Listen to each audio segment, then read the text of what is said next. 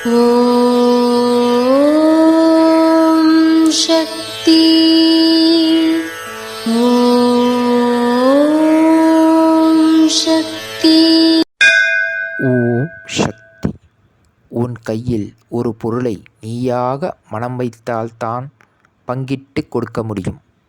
மற்றவர்களுக்கு கொடுக்காமல் நீயே வைத்து கொண்டால் அதுதான் பாவம்.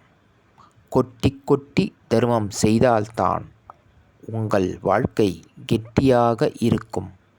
இது அன்னையின் அருள்வாக்கு. குருவடி சரணம், திருவடி சரணம். ஓம் சக்தி.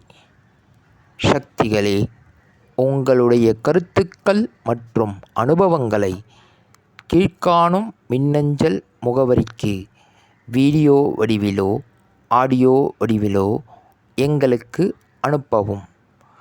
மற்றும் மறுவூர் மகிமை யூடியூப் சேனலை சப்ஸ்கிரைப் செய்யவும்.